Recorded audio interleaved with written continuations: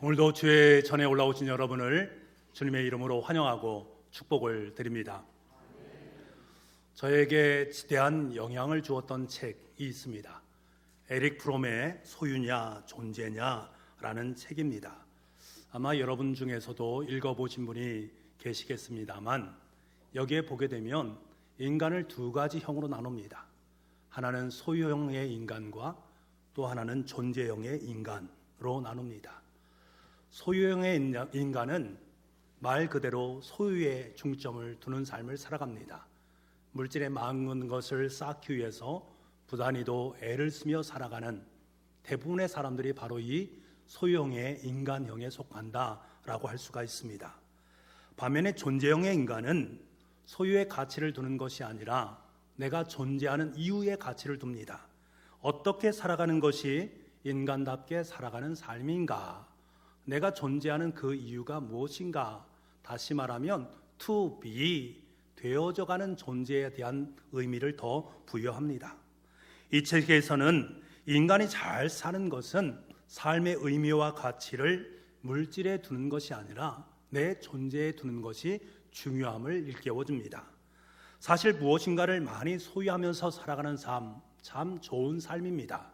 내가 많은 것을 넉넉히 소유하고 있다라는 것은 풍족함을 누린다라는 것을 의미하기 때문에 때로는 행복할 수도 있습니다.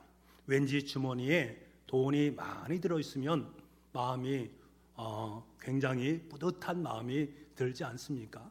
저도 그런 경향이 있습니다만, 하여튼 주머니에 뭔가 들어있으면 마음이 참 뿌듯합니다. 그런데 중요한 것은 내가 소유한 것, 그것이 모든 것을 규정하는 것이 아니다라는 것입니다. 그 소유하는 그것을 내 삶의 자리 속에 어떻게 쓰이는가 하는 것이 중요한 것입니다. 내가 그것을 소유하고 있는 그것을 과연 무엇을 위해서 어떻게 쓰고 어떻게 활용하는가 하는 문제가 대단히 중요하다라는 것입니다. 하나님께서는 저와 여러분을 사랑하시되 천하보다 존귀한 존재로 여겼다라고 말씀해 주십니다. 천하를 얻는다라는 것은 무엇을 의미합니까? 우리 인생 속에 모든 것을 얻는 것을 의미하는 말입니다. 내가 모든 것을 소유한다라는 것을 의미합니다. 그런데 하나님께서 우리에게 말씀하십니다. 내가 모든 것을 소유하는 것보다, 천하를 얻는 것보다 너 한 사람 한 사람 각각이 너무나 소중하고 존귀한 존재이기 때문에 그 모든 것을 소유한 것보다 더 값진 존재로 너를 여기고 있다라고 말씀해 주시니, 이 말씀을 마음판에 새긴다면 우리는 황홀한 인생을 살아갈 수가 있습니다. 왜 하나님께서 우리를 이토록 존귀한 존재로 여기실까 하는 것입니다. 이유는 이렇습니다. 하나님께서는 우리를 자신의 뜻에 합당하게 살아가기를 원하십니다.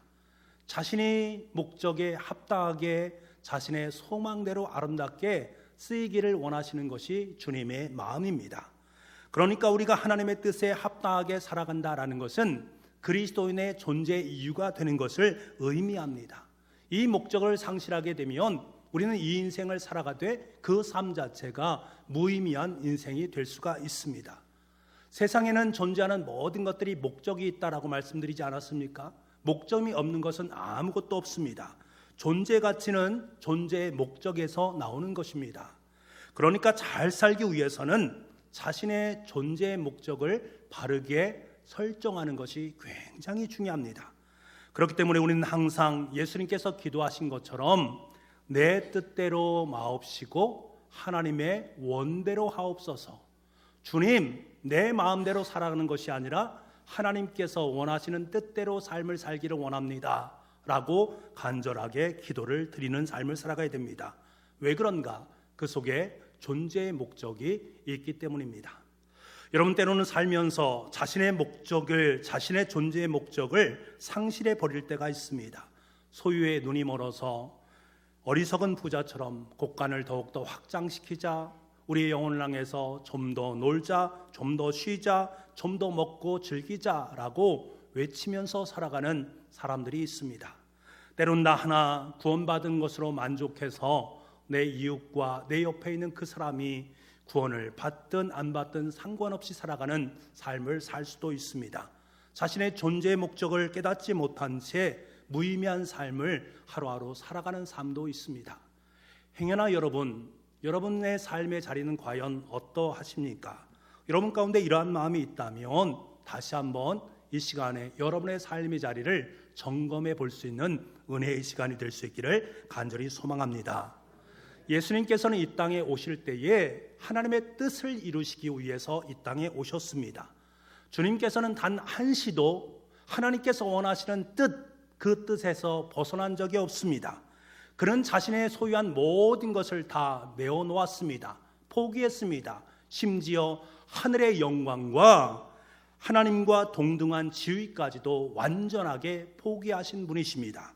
그래서 우리에게 하나님의 뜻에 합하면서 살아가는 삶, 하나님의 뜻에 순종하며 살아가는 삶의 모습이 어떠한가라는 아름다운 본을 우리에게 보여주셨습니다.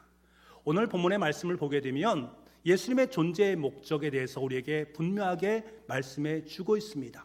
이 존재의 목적이 바로 저와 여러분의 존재의 의미가 되는 줄 믿습니다. 이제 이스라엘의 최대 명절인 유월절이 다가오고 있습니다. 예수님은 베다니 마을에 도착을 하셨습니다. 이 베다니 마을은 예루살렘에서 불과 2km 내지 3km 정도밖에 떨어지지 않은 감람산 언덕에 위치해 있습니다. 그곳에서 예수님은 2명의 제자를 부르십니다. 그리고 아무도 타보지 않은 나귀 새끼를 끌고 오라라는 명령을 하십니다. 그리고 말씀하시지요. 그런데 그 말씀이 좀 당황스러운 말씀입니다. 31절 말씀에 만일 누가 너희에게 어찌하여 푸느냐 묻거든 말하기를 주가 쓰시겠다 하라 라고 말합니다. 상식적으로 말이 되지 않는 것입니다. 나귀 새끼의 주인이 있을 터인데 마치 예수님이 자신의 주인인 양 말씀하시는 모습을 보게 됩니다. 더 황당한 것은 실제로 제자들이 나귀 새끼의 주인을 찾아가서 그 나귀 새끼를 끌고 올려갈 때에 이것을 왜 푸느냐라고 물을 때에 주께서 쓰시겠다라고 말하자 한마디 대꾸도 하지 아니하고 그것을 내어놓는 모습들을 보게 됩니다. 상식적으로 이해되지 않는 면이 분명히 있습니다. 그런데 이 상식적이지 않은 이 이면 속에 담겨져 있는 하나님께서 우리에게 주신 교훈의 말씀이 있다라는 사실입니다. 모든 만물의 주인은 바로 주님이시라는 사실입니다. 나귀 새끼 한 마리도 하나님의 뜻을 이루기 위해서 값진 존재로 사용되고 있다라는 사실을 우리에게 말씀해 줍니다. 이 나귀 새끼의 존재가 주님을 자신의 등에 태우고 주님께서 가시는 마지막 그 길을 함께 동행하는 그 모습을 보게 됩니다. 이로 말미암아 구약에서 말씀했던 스가랴 선지자의 말씀을 완벽하게 성취한 은혜가 있다라는 거예요. 그것이 얼마나 귀한 것인가. 이제 예수님은 나귀를 태우고 예수님을 나귀에 태우고 감람산 언덕을 넘어서 예루살렘으로 입성하게 됩니다. 이때 제자의 무리들은 몹시 흥분하고 기뻐합니다. 그리고 크게 외치게 됩니다. 하나님을 찬양합니다. 38절입니다. 이르되 찬송하리로다 주의 이름으로 오시는 왕이여 하늘에는 평화요 가장 높은 곳에서는 영광이로다. 지금 제자들의 행렬은 예루살렘으로 입성하는 예수님을 향해서 하나님을 찬양하면서 얘기하는 것입니다. 그 예수님을 메시아다라고 여기면서 찬양하고 있습니다. 우리를 위해서 왕으로 오신 메시아를 맞아들이고 있는 그들의 모습을 보게 됩니다. 그래서 예수님을 예우하기 위해서 그들이 입고 있던 겉옷을 길에 펴서 그곳에 예수님을 모시고 있는 모습을 보게 됩니다. 그러면서 호산나라고 외치고 있습니다. 마가복음 11장 9절 말씀에 보면 호산나 찬송하리로다 주의 이름으로 오시는 이여라고 외치는 모습을 봅니다. 이것이 곧 종려주일의 호산나 찬양입니다. 여러분, 지금 무리들은 나귀를 타고 예루살렘에 입성하시는 주님에 대해서 찬양받기에 합당하신 분, 자신들이 그토록 기다려온 메시아의 왕으로 오시는 분이라고 여기면서 하나님을 찬양하고 있습니다. 여러분, 그렇습니다. 여기에 우리의 삶의 이유가 있습니다. 찬양받기에 합당하신 주님께 우리 인생의 찬양을 올려드리는 삶입니다. 그분이 그토록 기다려온 왕이시라는 사실과 나는 그 왕의 백성으로 이 땅의 삶을 살아가고 있음에 감사하는 찬송을 올려드리는 것입니다. 우리는 주님의 권위 앞에서 내 자신의 겉옷을 펴서 깔아드릴 수 있어야 됩니다. 이것이 우리의 존재의 이유입니다. 바라기는 저와 여러분의 삶을 통해서 평생토록 우리의 주인 되시는, 우리의 모든 것 되시는 예수 그리스도를 찬양할 수 있기를 원합니다. 여러분의 겉옷을 펼쳐서 그분 앞에 펼쳐놓을 수 있는 은혜가 있기를 간절히 소망합니다.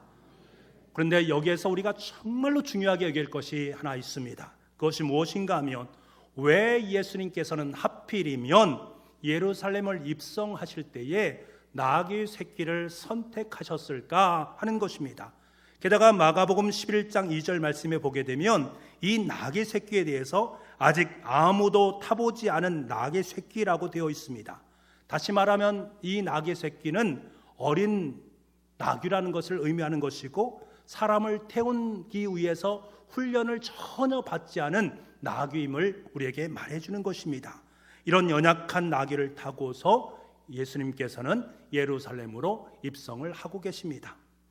당시에 전쟁에서 승리한 왕들은 군마를 탔습니다. 군마를 타고 당당하게 백성들 앞에 섰습니다. 이것이 바로 왕의 위엄이었습니다. 지금 이스라엘 백성들은 로마 제국의 지배 아래에 있기 때문에 로마의 일을 제압하고 이스라엘 백성들을 해방시킬 메시아를 기다렸습니다. 그런데 마침 그들의 눈에 예수님이 들어왔고, 그 예수님이 그들을 정치적으로 해방시켜줄 메시아로 여겼단 말입니다. 그분이 지금 예루살렘으로 입성을 하고 있으니 이것이 얼마나 복된 일인가. 그래서 그들은 사뭇 진지하게 호산나를 외쳤던 것입니다. 이들 눈에는 주님께서 타고 계신 초라한 나귀 새끼는 보이지 않습니다. 위대한 정복자의 왕으로 오신 예수님만 보일 뿐입니다. 하지만 지금 주님은 초라한 나귀 새끼를 타고 계십니다. 여러분, 나귀는 짐을 나르는 동물입니다. 당시에 짐을 나르는 사람은 종이었습니다. 종이 나귀를 끌고 짐을 날랐습니다. 무슨 뜻입니까? 지금 주님은 이 나귀와 하나가 되어서 이 세상의 모든 짐을 지고 나아가는 종이란 것을 우리에게 의미하는 부분입니다.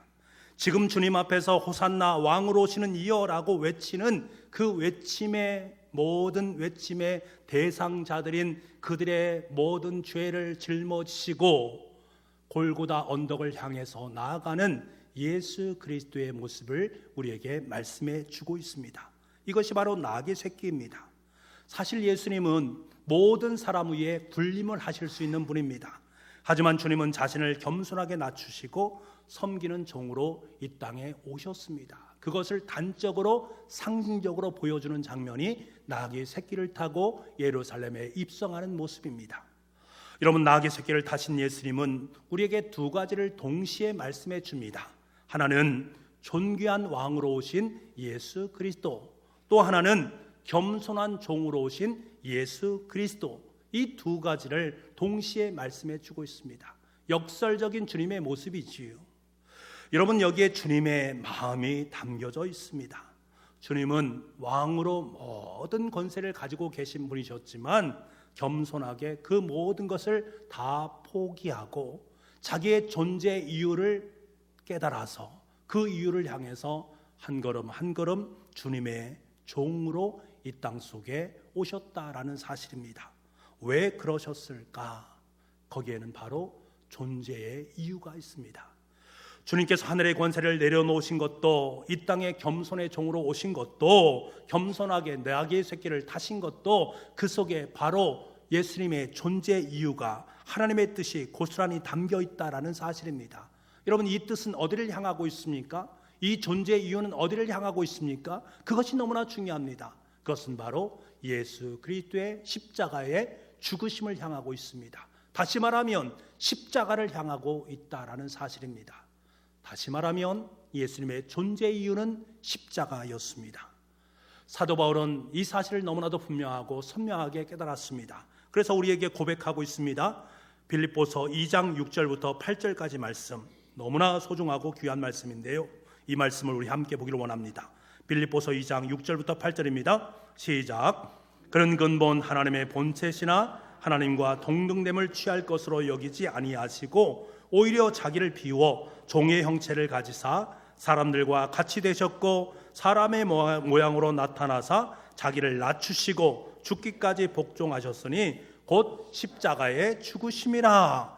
예수님은 하나님과 동등된 권위를 가지고 계신 분이셨는데 이러한 주님께서 완전한 자기의 권위를 다 내려놓으시고 종의 모습으로 우리에게 오셨다라는 것입니다. 왜? 이 속에는 분명한 하나님의 구원의 계획이 담겨져 있습니다. 그 구원의 계획이 무엇이냐? 8절 말씀입니다. 다시 한번 8절 말씀을 보도록 하겠습니다. 같이 읽겠습니다. 시작. 사람의 모양으로 나타나사 자기를 낮추시고 죽기까지 복종하셨으니 곧 십자가에 죽으심이라. 여러분, 예수님께서 이 땅에 오신 분명한 이유가 바로 십자가다라는 사실입니다. 우리를 죄에서 건지시고 구원하시고자 하나님만큼 높으신 주님께서 친히 자신을 낮추셔서 죄인의 자리까지 나아오셨고 그 죄인의 모든 것을 예수 그리스도의 십자가를 통해서 해결해 주시는 은혜를 우리에게 말씀해 주고 있는 것입니다. 그러니까 예수님의 존재 이유는 어디에 있습니까? 십자가에서 못 박혀 죽는 것이 예수님의 존재 이유였습니다. 사랑하는 성도 여러분, 예수님에게는 지금 멋진 군마가 필요하지 않습니다. 주님께서 필요하신 것은 경험이 없고 연약한 나귀 새끼입니다. 보잘것없는 나귀 새끼를 도구 삼아 하나님의 위대한 계획을 이루십니다. 그러니까 나귀 새끼는 주님의 십자가를 이루기 위한 가장 귀하고 복된 존재임을 우리는 알게 됩니다. 주님의 계획 안에 놓였을 때에 나귀 새끼는 가장 가치 있고 가장 존귀한 것이었습니다. 나귀 새끼의 존재 이유가 어디에 있습니까? 바로 예수님의 십자가에 있습니다. 여러분, 어찌 보면 저와 여러분 또한 보잘것없는 나귀 새끼에 불과합니다. 여전히 잘 훈련받지 못하고 연약한 존재로 삶을 살고 있습니다. 주님의 자녀임에도 불구하고 여전히 죄를 지으며 살아가고 있는 죄성의 존재가 바로 우리의 모습입니다. 하지만 우리에게도 존재의 목적이 있다라는 것입니다. 우리의 존재의 목적은 어디에 있습니까? 마찬가지로 예수 그리스도의 십자가에 있다라는 사실입니다. 주님께서는 우리를 사용하셔서 주님의 거대하시고 위대하신 계획 속에 우리를 초대하시고 예수 그리스도의 십자가를 짊어지기를 원하시고 계십니다. 주님께서는 겸손히 주님을 따라서 나의 존재의 이유는 바로 십자가에 있습니다 라고 고백하면서 주님의 길을 따르는 저와 여러분을 원하시고 계시다라는 사실을 한시도 잊지 마시기 바랍니다. 우리의 존재 이유는 예수 그리스도요, 그 예수 그리스도의 십자가에 있음을 다시 한번 직시할 수 있는 우리가 되기를 원합니다. 사막의 교부들 중에 마카리우스라는 분이 계십니다. 이분은 사막으로 들어가서 60년 동안 하나님과 교제를 나누었던 분입니다. 그러니까 하나님의 지대한 사랑을 받았던 사람이 바로 이 마카리우스라는 교부였습니다. 어느 날 그가 꿈을 꿉니다. 꿈속에서 예수님께서 너무나 힘겹게 십자가를 짊어지고 가시는 것입니다. 이를 본 마카리우스는 주님께 달려가지요. 주님, 제가 주님의 십자가를 대신 짊어지겠습니다 라고 말을 합니다. 하지만 주님께서는 그 말을 들은 채 하지 아니하시고 묵묵히 고통스럽게 자신의 십자가를 짊어지고 골고다를 올라가고 계십니다. 마카리우스는 또다시 주님께 달려가 간청합니다. 주님, 제발 저에게 그 십자가를 좀 주십시오. 하지만 이번에도 주님은 모른 채 하시면서 십자가를 양어깨에 힘겹게 짊어지고 가십니다. 마카리우스는 너무나도 가슴이 아픕니다. 가슴이 미어집니다. 그래도 끈기 있게 주님 곁을 따라 붙으면서 십자가를 넘겨달라고 애원하고 애원하는 그의 모습을 보게 됩니다. 그자 이윽고 주님은 여전히 자신의 십자가를 양 어깨에 짊어지고는 자리에 서서 뒤를 돌아보면서 마카리우스에게 몸을 돌립니다. 그리고는 마카리우스에게 자신이 처음 출발했던 자리에 손으로 그 자리를 가리키면서 이렇게 말씀하십니다. 아들아, 이것은 내 십자가란다. 내가 조금 전에 내려놓은 내 십자가는 저기 있지 않느냐. 내 십자가를 져 주려고 하시기 전에 너의 십자가를 지었으면 좋겠다라고 말씀하십니다. 마카리우스는 뒤로 돌아서 주님이 가르쳐준 그곳으로 달려갑니다. 그런데 그곳에는 자신이 짊어져야 될 십자가가 모래바닥에 나뒹굴어져 있습니다. 마카리오스는 얼른 그 십자가를 짊어지고 주님이 계신 곳으로 갔습니다. 그런데 어찌된 일입니까? 주님께서 짊어지고 계신 그 십자가가 보이지 않는 것입니다. 그래서 그는 주님께 묻습니다. 주님, 주님의 십자가는 어디로 간 것입니까? 이때 주님은 빙그레 웃으시면서 그에게 말합니다. 아들아, 내가 사랑으로 내 십자가를 질 때는 그것이 곧 나의 십자가란다 라고 말씀하십니다. 여러분, 저와 여러분이 각각 짊어지고 가는 그 십자가는 주님의 십자가입니다. 주님은 우리 각자의 십자가를 짊어지고 나를 따르라 라고 말씀하고 있고, 그 주님을 따른 우리에게 힘과 용기를 허락하시면서 그 길로 걸어갈 수 있도록 만들어 주십니다. 왜? 이것이 바로 우리의 사명이요, 우리의 존재의 이유이기 때문입니다. 오늘은 종려주일이고 내일부터 고난주간이 시작되어집니다. 고난주간은 각자의 십자가를 짊어지고 주님과 함께 주님의 십자가 행렬에 동참하는 것입니다. 주님과 함께 골고다 언덕에 올라서 주님과 함께 십자가에 못 박히는 시간이 바로 이 시간입니다. 우리는 이 시간을 통해서 나 존재하는 그 이유를 더욱더 선명하게 발견하게 될 것입니다. 골고다 언덕 십자가에 달리신 예수님의 몸에서 흐르는 물과 피를 통해서 주님께서 왜 죽으셔야만 했는지, 왜 그것이 나에게 의미 있는 것인지를 너무나도 분명하고 선명하게 깨닫게 될 것입니다. 이 사실을 우리에게 밝히 보여주시기 전에 저와 여러분에게 주님께서 질문하기를 원하십니다. 너의 존재 이유가 무엇이냐? 너 왜 사느냐? 그 이유가 무엇이냐? 그때 우리는 당차게 대답할 수 있기를 원합니다. 나의 존재 이유는 바로 당신, 바로 주님의 십자가입니다. 이 고백이 우리 삶의 고백이 될 수 있기를 간절히 원합니다. 기도합시다. 너의 존재 이유가 무엇이냐? 라고 물으시는 주님 앞에 나의 존재 이유는 바로 주님의 십자가입니다. 주님의 십자가를 다시 한번 내 삶의 존재 이유로 삼고 내가 이 땅의 삶을 예수 그리스도와 함께 십자가를 짊어지며 주님께서 허락하신 그 길로 아름답게 걸어갈 수 있는 우리 모두가 될 수 있도록 주님 역사하여 주옵소서. 모든 말씀을 예수님의 이름으로 기도하옵나이다. 아멘.